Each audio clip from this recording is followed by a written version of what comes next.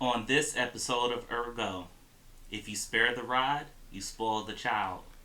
I'm pulling my weight. Go. Got me anxious, got me broke, but I can't live this on my own.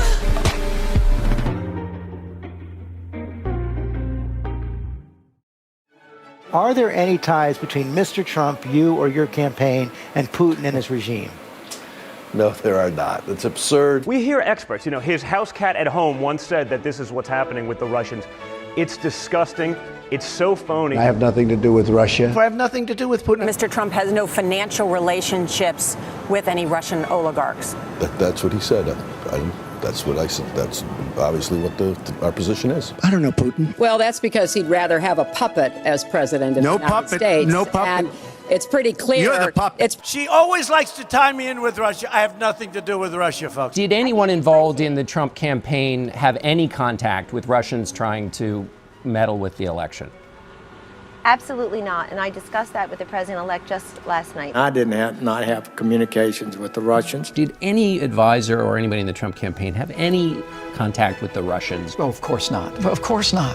Why would there be any contacts between the campaigns? There's nothing that would conclude me that anything different has changed with respect to that time period. Nobody that I know of. So you're not aware of any contacts during the course of the election? How many times do I have to answer this question? Can you just say Russia yes or no is on a it? ruse. We don't know of any contacts with Russian agents. You say that the intelligence community says that there were no contacts. That story in the New York Times is complete garbage. There was no collusion. There was no coordination. Now the president has taken this issue directly to the president of Russia and raised it. So now I think the issue is officially dead. He agreed to the meeting because she was promising damaging information about Hillary Clinton. Isn't that at minimum an attempt at collusion?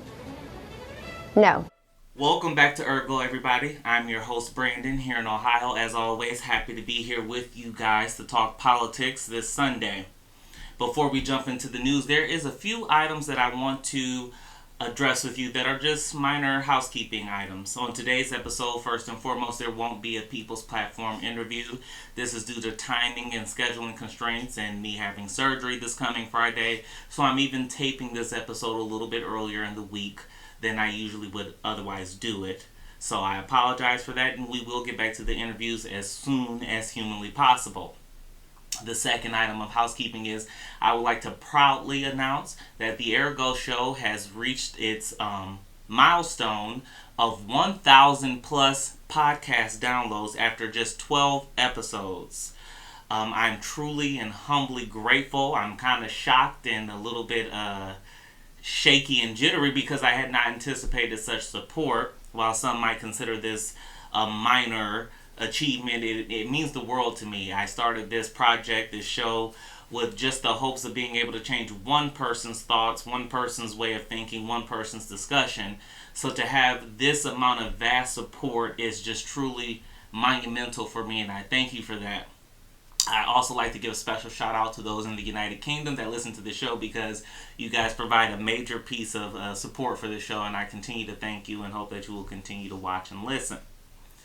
But jumping right into the news, we're going to start off with the failing New York Times, which is the way that Donald Trump likes to identify, describe, define the New York Times news organization.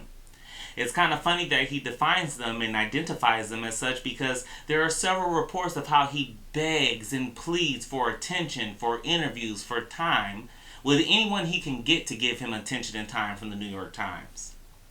Anyways, the New York Times,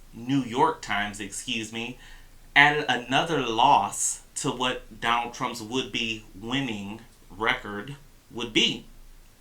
They had a nuclear, groundbreaking news story that they released over the weekend.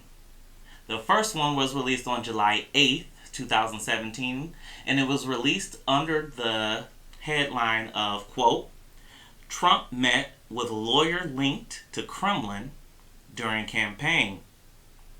The Kremlin, if you don't know, is basically a fortress or a citadel located none other than Moscow, Russia. So, the story in this article is basically that Donald Trump's eldest spawn, Donald Trump Jr., his son-in-law, Jared Kushner, and his then campaign manager, Paul Manafort, all had a sit-down meeting with this Russian attorney, Russian lawyer, named Natalia Veselnitskaya. I hope I'm saying that correctly. I'm likely not, but I can't say that correctly. Anyways, this attorney from Russia only has one thing on her agenda these days, and that's to take down the United States Magnitsky Law. The Magnitsky Law is a law that we could go into, but we're not going to due to time constraints, and because technically it's irrelevant to the news that's been happening this week. At any rate, this meeting that they had was completely undisclosed to anyone, along with the several other meetings that no one on the Trump team or the Trump train disclosed to the government, as they should have on the government forms that they had to fill out to get clearance for information and for other reasons. Not shocking whatsoever, right? At any rate, Donald Trump Jr. responded to this New York Times article with the following statement, quote, "It was a short introductory meeting. I asked Jared and Paul to stop by. We primarily discussed a program about the adoption of Russian children that was active and popular with American families years ago and was since ended by the Russian government. But it was not a campaign issue at that time and there was no follow-up. I was asked to attend the meeting by an acquaintance, but not told the name of the person I would be meeting beforehand." End quote. In response to that statement, on July 9th, 2017, the New York Times put out this article with the following headline, quote, "Trump's son met with Russian lawyer after being promised damaging information on Clinton." End quote. Gotta love the New York Times for this stuff, because this is truly, truly, truly nuclear, as I said before, because this stuff is going to lead to big things as far as getting Donald Trump out of office.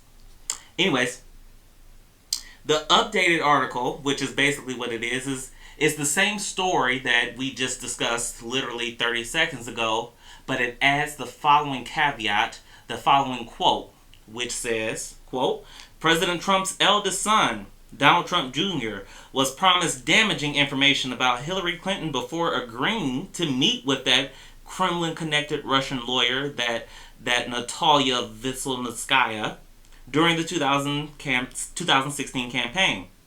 According to 3 advisors to the White House, briefed on the meeting, and 2 others with knowledge of it." End quote. I find that funny because now we see White House people leaking this type of information to the press. Donald Trump's team, there's a mutiny afoot. Not shocking whatsoever. Not shocking at all. In response to this article, Donald Trump Jr., put out a statement, of course, and it states, quote, "I was asked to have a meeting by an acquaintance I knew from the 2013 Miss Universe pageant with an individual who I was told might have information helpful to the campaign. I was not told her name prior to the meeting. I asked Jared and Paul to attend, but told them nothing of the substance. The woman stated that she had information that individuals connected to Russia were funding the Democratic National Committee in supporting Ms. Clinton. Her statements were vague, ambiguous, and made no sense. It quickly became clear she had no meaningful information. She then changed subjects and began discussing the adoption of Russian children and mentioned the Magnitsky Act. It became clear to me that this was the true agenda all along, and that claims of potentially harmful information were a pretext for the meeting." So basically what you have, or end quote, so basically what you have here is Donald Trump Jr. admitting that he agreed to take this meeting with that Russian attorney for the sole purposes of getting damaging Hillary Clinton information so that he could use it against her, so he could expose Hillary Clinton for the devil that she is in his eyes. That's just wrong on so many different levels, and it's also cheap, if you ask me, on so many different levels. But that's not where it ends. On July 10th, 2017, the New York Times took another critical blow to Donald Trump and Donald Trump Jr. with the following article under the following headline. Quote, Trump Jr. was told in email of Russian effort to aid campaign, end quote. In other words, the Russian government told Donald Trump Jr. that they were going to help the Trump campaign. Folks, we finally have one piece of the link again to Trump-Russia collusion. And those emails we just mentioned in that headline are going to be covered in the next segment. I'll see you after the break.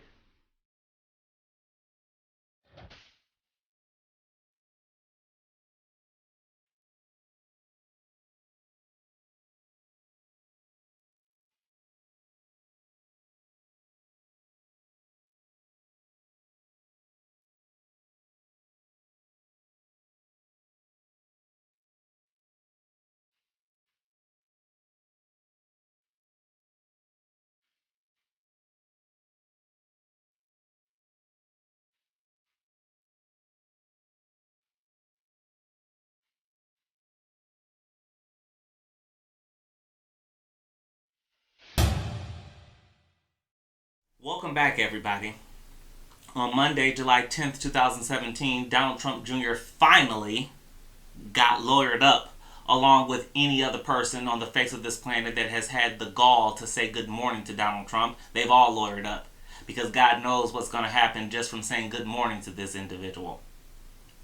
On July 11th, 2017, this past Tuesday, in stooge-like fashion, Donald Trump Jr. released the emails that New York Times mentioned, along with the following statement. And it states, quote, to everyone, in order to be totally transparent, I am releasing the entire email chain of my emails with Rob Goldstone about the meeting on June 9th, 2016, end quote. Before we break down the emails, which we're going to do, I want to introduce you to a few individuals. The first one, Rob Goldstone, who is no one of any subsequent importance, completely irrelevant if you ask me. He's a publicist for a Russian singer-songwriter. That Russian singer-songwriter is another name who you'll see in this article, and his name is Eamon. And that's all he does, is he's a Russian singer-songwriter. And the two of them know Donald Trump Jr. because I guess he likes Russian singing, songwriting. I mean, he should basically be speaking Russian by now if you ask me. The third person whose name I want you to know is Rona Graff. Excuse me, had a foggy memory for a second. And she is basically the secretary or the personal assistant of Donald Trump and the Trump Organization. Not Trump as being the occupant of the White House, but Trump when he is the CEO of, or president, whatever the hell his title is, of the Trump Organization. The last thing I want to point out is the fact that there is no such thing as a crown prosecutor of Russia. There is a crown prosecutor in other countries, but the position he's referring to is known as the Prosecutor General of Russia, and he's basically the same position as the Attorney General of the United States. So, I don't know where he got that from, but nonetheless, those are the things I wanted to point out. The first email that Donald Trump Jr. put out goes like this, quote, this is coming from Rob Goldstone, by the way. Eamon just called and asked me to contact you with something very interesting. The Crown Prosecutor of Russia met with his father Aras this morning, and in their meeting offered to provide the Trump campaign with some official documents and information that would incriminate Hillary in her dealings with Russia and would be very useful to your father. This is obviously very high level and sensitive information, but is part of Russia and its government support for Mr. Trump. Helped along by Aras and Eamon. What do you think is the best way to handle this information, and would you be able to speak to Eamon about it directly? I can also send this information to your father via Rona, but it is ultra sensitive, so want you to send to you first, end quote. The key words here to remember are the ones I emphasized, and it is part of Russia and its government support of Mr. Trump. Critical to remember that. Donald Trump Jr.'s response to that email was, quote, "Thanks, Rob. I appreciate that. I am on the road at the moment, but perhaps I just speak to Eamon first. Seems we have some time, and if it's what you say, I love it, especially later in the summer. Could we do a call first thing next week when I am back?" End quote. It is important to note, first and foremost, I love the fact that Donald Trump Jr. says, "If it's what you say, I love it." God, he's such a schoolgirl. But anyways, the part to remember here is he says, "I love it, especially later in the summer." If you'll remember, in July 2016, during the campaign season, July 2016 is when, later in the summer, Hillary Clinton and the DNC, Democrat National Committee, emails were leaked in its seemingly totality. So, ironic, Donald Trump Jr. says in June of 2016, he says, "I love it, especially later in the summer." And then in July, later in the summer, those emails leak. Very interesting. The other emails that were released is basically just continuing conversation between Rob Goldstone and Donald Trump Jr. And basically they get to the point to where they confirm the meeting with Donald Trump Jr. and this Russian attorney. And this is where Jared Kushner and Paul Manafort become a part of the picture. When Donald Trump Jr. responds to Rob Goldstone and states, quote, great. It will likely be Paul Manafort, campaign boss, my brother-in-law, and me. 725 Fifth Avenue, 25th floor, end quote. And this is the part where it really gets fun. Donald Trump Jr. then sends an email to Paul Manafort, the campaign manager at the time, and Jared Kushner to let them know that the meeting had been moved to 4 p.m. He even says in the subject of that email, "Russia, Clinton, confidential," or something along those lines. So, Donald Trump, the so-called president, is claiming he has no idea that they were having this meeting. He claims that he knew nothing about it, that his own son, I'm going to throw him under the bus and say, I knew nothing about it. He did this on his own. Bad boy, bad boy, bad boy. But remember, Donald Trump Jr. moved the meeting to 4 p.m., correct? Right, he did. He then went on in later interviews to say that the meeting lasted 20 to 30 minutes. So one would assume the meeting ended at 4:20 p.m. or 4:30 p.m. or somewhere in between those times, give or take a few minutes. So Donald Trump, I ask you, if you knew nothing of that meeting, then why did this meeting end on June 9th, 2016, 4:20 or 4:30 p.m., somewhere on or around that time? Then on June 9th, 2016, at 4:40 p.m., you tweet the following, quote, "How long did it take your staff of 823 people to think that up? And where are the 33,000 emails that you deleted?" End quote. That tweet happened literally 10 minutes after what we'll assume to be the end of that meeting with the Trump Jr. and the Kushner and the Manafort and the Russian attorney Natalia. Now, 10 minutes magically after that meeting, you have knowledge of 33,000 emails that you didn't know anything about. And then altogether, you just didn't know that your son and your son-in-law and your campaign manager was meeting with this Russian attorney, and they were meeting one floor underneath your office at Trump Tower. Seems like a very, very, very likely scenario. Lastly, I want to reiterate to you about these emails anyway. I want to reiterate to you the importance of the fact that Rob Goldstone said in the email that this is part of Russia and its government's support of your father or of the campaign, is what he said specifically, speaking to Donald Trump's campaign. This is very, very illegal because we have something called the Federal Election, what is it called? Federal Election Committee Act, or Federal Election Committee Law, which strongly prohibits any type of dealings of the sort, and it regulates all kinds of ways that we're allowed to hold campaigns and hold elections here in the United States. But specifically to this whole email scenario, this is where it addresses it. Quote, "The Federal Election Campaign Act prohibits any foreign national from contributing, donating, or spending funds in connection with any federal, state, or local election in the United States, either directly or indirectly. It is also unlawful to help foreign nationals violate that ban or to solicit, receive, or accept contributions or donations from them. Persons who knowingly and willfully engage in these activities may be subject to fines and or imprisonment." End quote.